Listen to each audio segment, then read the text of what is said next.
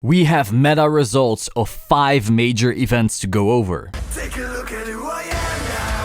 I'm stronger than ever. And if you ever doubted me, you should've known better. So welcome to yet another meta analysis for this weekend. We actually have 6 events this weekend, but the 6th one is still going on right now. It is Premium Springfest California, well, Anaheim, basically. So that one is still going on, so that should be a different episode. We do, however, have 5 other events. As always, with these meta-analyses, if you're new, we have the results of various events, and we look at them, we discuss them, and that way we can actually have a solid view of what's actually topping, instead of saying, this deck is pretty strong. So we start with Standard Springfest in the Philippines. Special thanks to Liam, who actually won BCS Philippines Premium last season. He gave me these results this time, and so special thanks for that. So we saw 2 Angel Feather. As we all know, Angel Feather is just an incredibly strong deck. It's actually pretty scary how, with only 1 round of support, they have remained relevant. There's not many clans that can say that. And then we also have 2 Neo Nectar, actually the same story once again. Only 1 round of support, still a great deck. At its release, it was actually busted as hell, and now it's still pretty good. Then we have 2 Genesis, and that is actually pretty weird. We don't see Genesis popping up that often, especially twice in one top 4.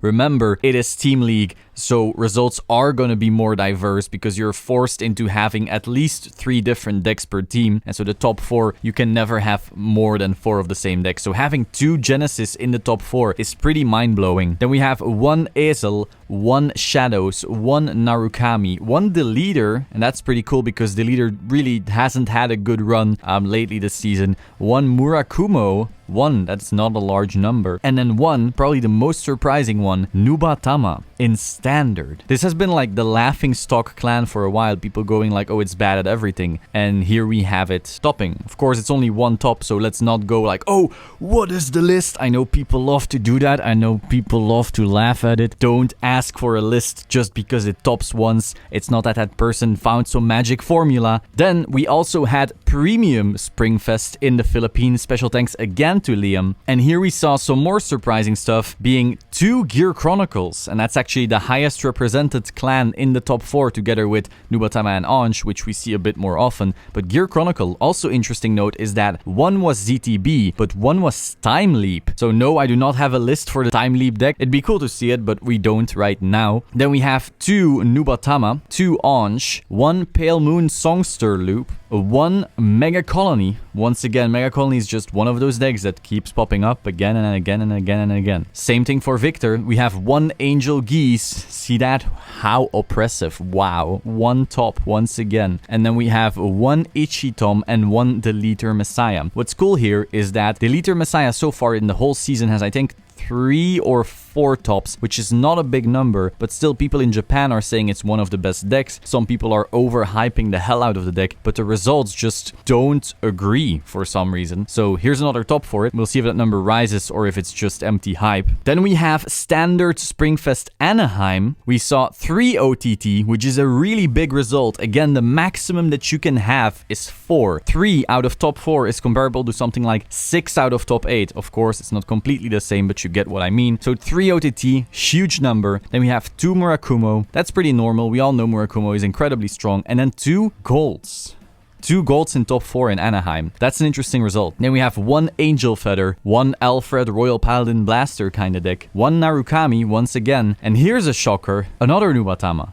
That's 2 Nubatama topping in Standard in 1 weekend, and 1 Gear Chronicle. So like everything in this diagram is pretty normal, is something we would expect, but that Nubatama and that Gear Chronicle top right there is pretty crazy. Well, next up, I'd love to cover Anaheim Premium, but that one is still going on, so maybe that's for tomorrow's video, but we do have 2 more events to cover. Now, I do want to add a little warning here. It is about Springfest in Vietnam. So they have Springfest for Standard and for Premium, but the results are a bit wacky. When I'm gonna show you the Standard one, you're gonna be like, yeah, it's a bit wacky, but that can still be representative. But then when I show you the Premium one, you're gonna be like, what? So I want to share the results with you because obviously there's still Springfest, there's still major tournaments, but take some of these results with a grain of salt because I don't know what happened over there. Special thanks to We're Up Cardfight Consulting for these results. So we have 2 Shadows. Again, that's nothing special. It's an amazing deck. We have 1 Mura. Nothing special there.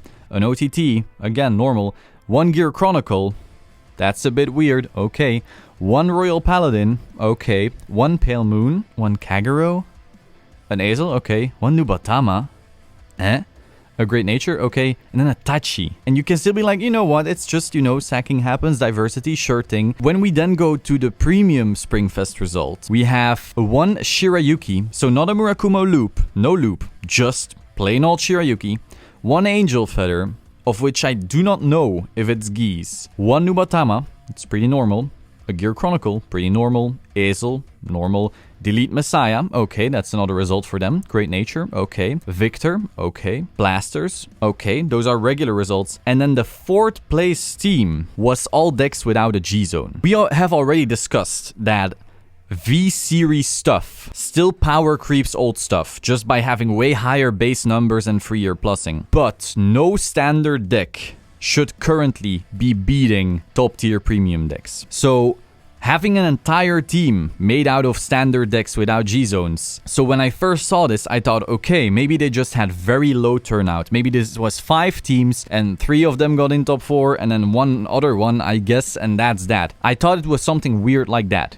But no, there were 40 teams. So I wonder what the hell even happened over there. Now, I'd love to go, oh, look how diverse it is. I'm just like, no, I think a big portion of the people here just were playing standard decks to begin with, and then a couple of people had G decks. And that's fine, you know, but when we talk about the global meta, I do not think the decks that got top 4 here would be able to hold their own against, well, the other decks that we see topping. So I do want to include these results, obviously, so you can all make up your own mind and you saw these, but I would be a bit cautious when judging these particular 2 events. That's all I want to say. So that is all for today. Hope you found this little analysis interesting. If you did, please subscribe to the Solemn Vanguard channel and click the bell button to stay up to date. Like the video. If you liked the video, let me know your thoughts in the comments down below. I will see you soon. Ciao.